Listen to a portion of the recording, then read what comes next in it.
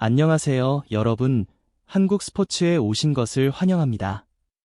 프리미어리그 4라운드가 한창 진행 중입니다.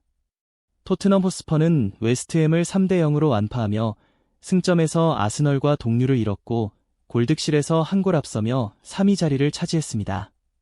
한편 리버풀은 모든 대회에서 3연승을 달리며 선두 자리를 굳히는 듯했지만 이번 4라운드에서도 승점 1점을 추가하며 선두권을 유지했습니다. 그런데 문제는 리버풀 선수단이 팬들로부터 적지 않은 비판을 받고 있다는 점입니다. 강력한 우승 후보로 꼽히고 있음에도 불구하고 최근 3경기 모두 경기력 자체는 실망스러웠고 오히려 운이 따랐다는 평가가 나오고 있는 겁니다. 개막 홈 경기에서는 본머스에 선제골을 내주며 무승부 위기에 몰렸지만 극적인 중거리 슛이 터지며 가까스로 승리를 챙겼습니다. 이어진 뉴캐슬전에서는 3골을 넣었지만 이 경기 역시 막판까지 무승부 분위기가 짙었습니다. 결국 추가 시간 100분에 터진 신의 한 수 같은 골로 간신히 3점을 따냈죠. 그리고 아스널과의 경기에서는 1대 0으로 승리하며 클린시트를 기록했지만 결과만 놓고 보면 값진 승리였으나 경기 내용 자체는 우려를 남겼습니다. 네, 이런 상황에서 리버풀의 앞으로의 행보가 과연 우승권에 걸맞을지 팬들의 눈높이에 맞는 경기력을 보여줄 수 있을지가 큰 관심사로 떠오르고 있습니다. 이번에는 강등권 후보팀인 벌리를 상대로 한 경기였는데 그야말로 황당한 흐름이 이어졌습니다. 토트넘은 벌리를 상대로 손쉽게 3대 0 완승을 거뒀지만 리버풀은 경기 내내 제대로 된 공격을 펼치지 못하며 93분까지 0대 0으로 끌려갔습니다.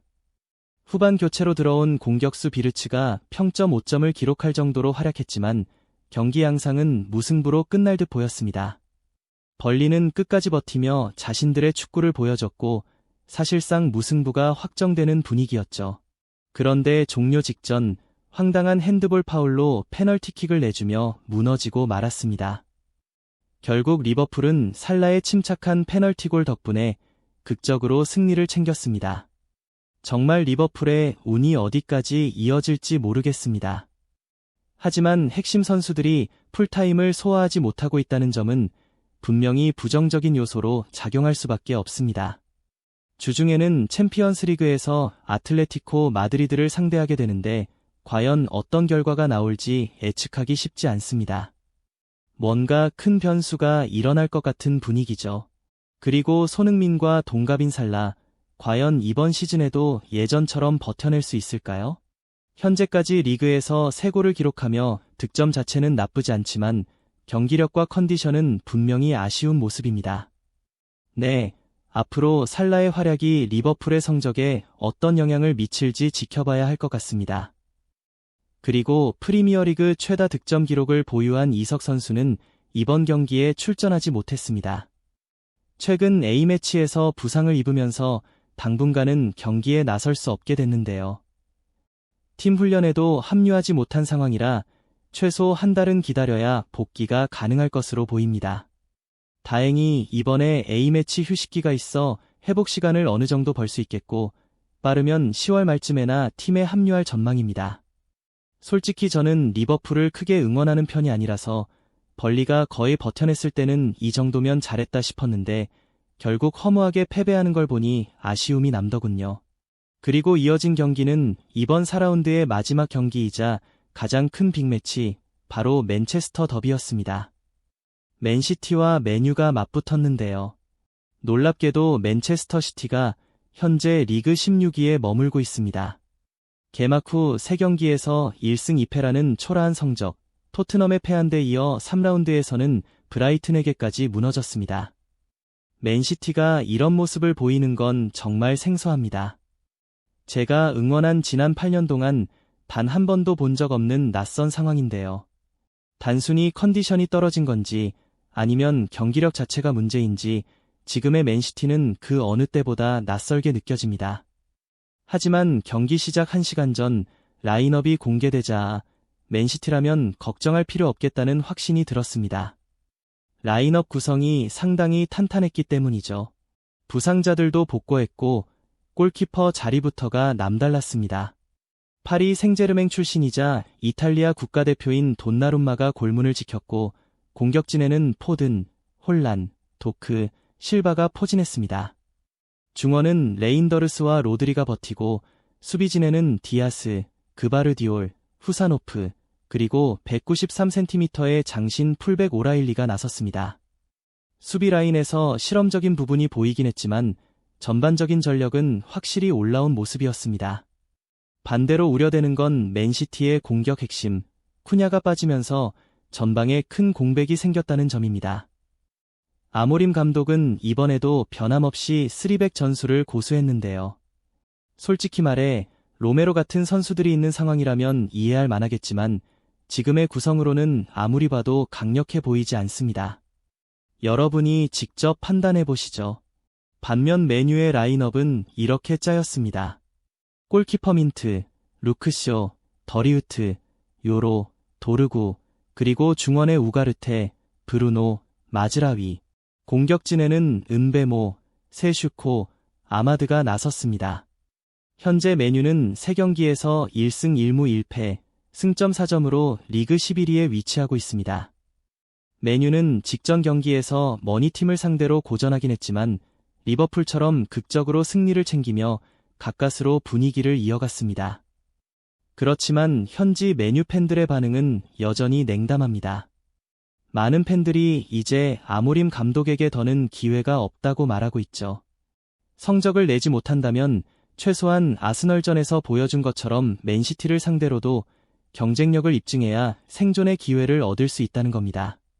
하지만 이번 경기에서 거의 완전체에 가까운 맨시티를 보자 메뉴는 상대적으로 너무 작아 보였습니다. 게다가 경기가 맨시티의 홈에서 열렸기에 응원하고 싶어도 힘이 빠지는 상황이었죠. 결국 메뉴의 목표는 승리보다는 버티는 것에 가까워 보였습니다. 전반전은 예상대로 흘러갔습니다. 경기 시작 불과 17초 만에 맨시티가 혼전 상황에서 왼발슛을 날리며 메뉴를 위협했고 라인을 높게 끌어올리며 맹공을 퍼부었습니다. 과연 언제 골이 터질까 싶던 순간 15분경 아마드가 갑자기 오버헤드킥으로 기회를 잡았지만 허무하게 무산되고 말았습니다. 이 장면만 봐도 메뉴 선수들이 집중력을 잃고 있다는 게 느껴졌습니다. 도대체 뭐 하는 거야? 라는 말이 절로 나올 정도였죠. 그리고 불과 2분 뒤 결국 맨시티가 선제골을 터뜨리며 경기를 주도하기 시작했습니다. 이 모든 장면의 시작은 말론 드루이드상을 수상한 로드리였습니다. 로드리가 박스 바깥에서 가볍게 찔러준 스루패스가 그대로 찬스를 만들었고 도크가 환상적인 드리블로 수비를 흔든 뒤 크로스를 올렸습니다. 이를 필포든이 정확한 헤더로 마무리하며 전반 17분 만에 메뉴가 선제골을 내주고 말았죠. 20년 만에 최악의 성적을 기록 중이던 맨시티 팬들은 이 골에 마치 결승전 선제골을 본 듯 환호했고 선수들 역시 크게 고무됐습니다. 사실상 경기를 장악한 맨시티에게는 치명적인 실수가 될 수밖에 없었습니다. 이대로라면 5골 이상은 쉽게 터질 것 같은 분위기였고 메뉴 팬들은 이미 오늘 경기는 끝났다는 체념을 하는 모습이었습니다. 일부 팬들은 현실적으로 이번 시즌 목표를 15위, 잘해야 10위권으로 잡고 있습니다. 강등 경쟁에 휘말리지 않으려면 지금 당장 결단을 내려야 한다는 거죠. 레버쿠젠이 과감하게 내린 선택을 본받아야 한다. 당장 감독을 경질해야 한다는 목소리가 커지고 있습니다. 하지만 문제는 대체할 감독 후보가 마땅치 않다는 겁니다. 설령 결단을 내린다 해도 누굴 데려올 수 있을까요? 다시 테나 감독을 불러올 수도 없는 상황이니까요. 네, 메뉴의 고민은 점점 더 깊어지고 있습니다. 무리뉴를 갑자기 데려올 수도 없는 상황이죠. 현재 메뉴 같은 난클러브, 팀에 어울리는 감독을 꼽자면 지단이 유일하다는 말이 나옵니다. 하지만 지단은 과거부터 국가대표팀 지휘봉을 원한다는 루머가 있었고 실제로도 너무 오랫동안 현장에서 휴식을 취해왔다는 점에서 현실성이 떨어진다는 평가도 있습니다. 그래도 경기 자체만 놓고 보면 속도감이 뛰어나 굉장히 시원시원했습니다. 리버풀 경기를 보는 것보다 훨씬 재미있을 정도로 템포가 빨랐죠. 메뉴도 몇 차례 기회를 잡았습니다. 은베모가 돈나룸마와의 1대1 상황에서 슈팅을 날렸지만 높이 떠버렸고 세슈코도 결정적인 찬스를 허공에 날려버렸습니다. 그래도 전반전을 단 한 골 차이로 버텨낸 것은 다행스러운 일이었습니다. 하지만 후반 들어 상황은 달라졌습니다. 후반 7분, 도크가 수비를 완전히 흔들어 놓으며 또다시 기회를 만들었고, 결국 해원이 침착하게 칩슛으로 마무리하며 맨시티가 두 번째 골을 터뜨렸습니다. 맨시티의 위력은 후반 15분, 그러니까 60분대 장면에서도 확실히 드러났습니다. 은베모가 환상적인 발리 슈팅을 시도했지만 키이미터의 팔 길이가 8피트나 되는 돈나룸마가 몸을 완전히 뻗어내며 믿기 힘든 선방을 보여줬습니다. 정말 대단했습니다.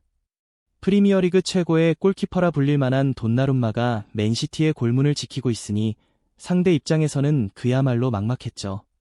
후반 23분, 그러니까 68분에는 하복의 추가 골이 터졌습니다.